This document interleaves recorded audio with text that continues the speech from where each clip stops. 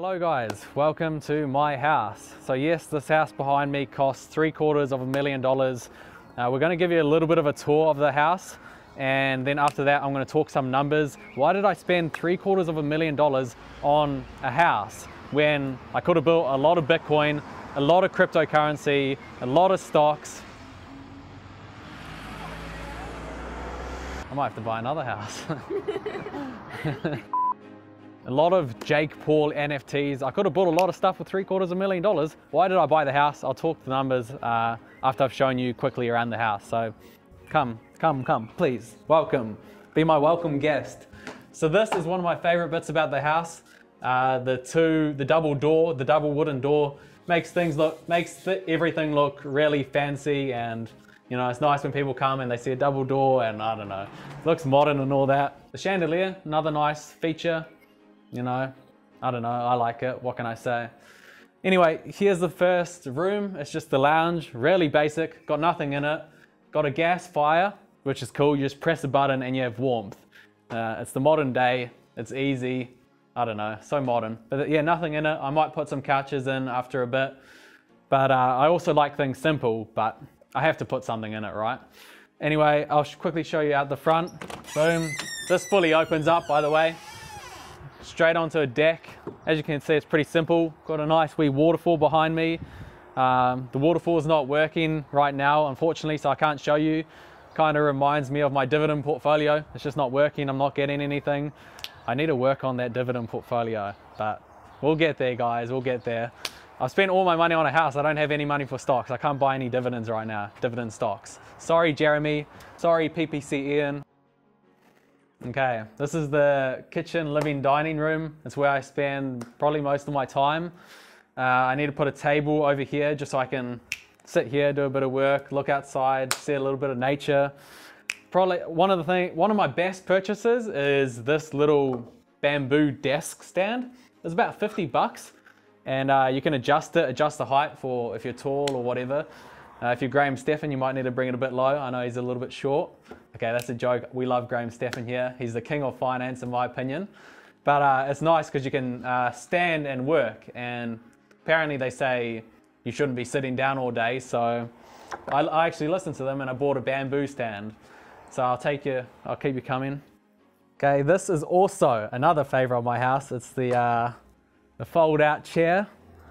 So comfy. After a long day of being a really bad YouTuber, I come here and I watch Squid Games. No, I actually haven't seen that yet. But Graham Stephan, the king of finance. I've always said it. Actually, Warren Buffett, the king of investing. Graham Stephan, the king of finance. It's my opinion. What do you think? Okay, this is the passageway. As I think I said before, it's a 5-bedroom house, but the rooms are really basic. So bedroom 1, bedroom 2, honestly, they don't really have anything in them right now, so I don't want to bore you. Bedroom 3, the one thing that you might be interested in is the office. So this is where I record videos, I record audio, and I record all the financial videos. So basically I come here and, you know, I make very average YouTube videos, but some people do watch them. So this is where I do it all. Pretty simple, nothing overly interesting. Okay, I'll take you to the master bedroom. Yeah, it's not actually that interesting, I know. The one thing I do like is the walk-in wardrobe. It's the best thing. If you get a house, get a walk-in wardrobe. It just makes everything so simple. You come here, you pick your outfit. As you can see, I try to keep all my outfits very basic, sort of like Mark Zuckerberg, but he only has like one black t-shirt. I have, you know, plain gray, plain white, plain black, because, you know, I'm pretty fancy, more fancy than Mark Zuckerberg. Guys, I know we're a finance channel, but listen, I just want to quickly show you my garden. Come on, everyone loves a good garden. I'll be quick with this. So I got some peas grown here, peas that you can eat, and then we've got some sweet peas for decoration along here.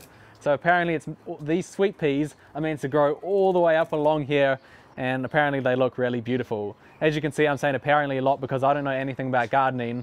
My dad just told me all of this because he's meant to be the garden person of the family. But I'm trying to learn anyway. I'm trying to learn. Some spinach here. I'm not a vegan or anything, but I do eat a little bit of spinach every now and again. And yeah, we got some more sweet peas along here. And then at the end, we got some more peas that you can eat. So what can I say? Pretty basic, but every day I just like to see how they grow piece by piece every day. It's kind of like when you're building your investing portfolio and you watch it grow every day. It's just satisfying. So I like to see my plants grow every day. I know you guys probably don't care, but I'll just waste your time anyway. So guys, this is how I spend most of my day. Just reading, just like Warren Buffett. I try read 6 to 8 hours a day. So right now I'm reading Richard Branson. It's just his autobiography, and very interesting book. And this is how I became so smart, by reading. So guys, make sure you read. And that's just a big joke. I hardly do any reading at all, if I'm totally honest. Most of what I do is just watching like YouTube videos and like Googling different things. And that's just me being honest. I know most of you guys probably read more than me, but there's a lot to learn from YouTube. Okay, now onto the numbers, the fun stuff, right? Maybe that's only if you're a nerd like me, but I'm going to be converting all of my numbers into US dollars because most of my audience is from the States, but the original currency is NZ dollars. So that's currently 70 US dollars equals 100 New Zealand dollars. So I bought the house for $700,350. That's the purchase price. And the rateable value was $539,000. So the rateable value, it's just the value that you pay your rates on. And because the housing market right now is so hot, you have to pay a good amount above the rateable value if you want to have any chance of buying the house. So I paid $161,000 above the rateable value. And that works out to be, we do a little bit of math, that's 29% above RV. And some people might say, why did you pay so much above the rateable value to get your house? And my answer to that is, you know, if you want to buy a house in this market, you have to be willing to pay a high price. If you're not willing to put in a good offer, you're not going to get the house. And right now, it has worked out for me. Since I bought the house in June 2021, the estimated net worth has shot up by $112,000. So if I played the game conservatively and I only put in offers just above the RV, I would have never got the house and I would have missed out on all of these returns. So sometimes you just have to make a bit of a bold move and commit and be willing to pay a bit extra in order to secure the property that you want. Now, the other thing that I wanted to address was how much cash that I paid directly and how much of it was from the old bank. What did I pay up front and how much did I borrow? Now, my business that I've been running basically ever since I left university has been doing not so badly, and it's generated quite a bit of cash for me. So I did manage to pay off most of the house in cash up front. So what I did, I borrowed $210,000 from the bank in order to buy the house. I got that at a very low interest rate that I'm pretty happy with, at 2.19%. However, that is only fixed for 1 year. So after that, it's likely that the interest rates will go up. Let's be honest, interest rates will increase over the next couple of years. And then I'm gonna have to pay more interest on my mortgage. So that's how much I borrowed. And obviously the rest I paid for upfront, which was $490,350. So that works out to be 69.9% of my house that I paid for directly upfront in cash.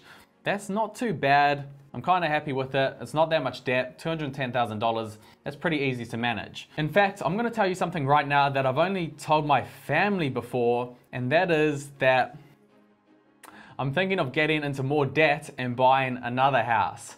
And I know that sounds greedy, but if you look at the mass printing of money, if you look at how much the Fed is devaluing the dollar, this is just the tactic that I'm using, the money game tactic that I've decided to play.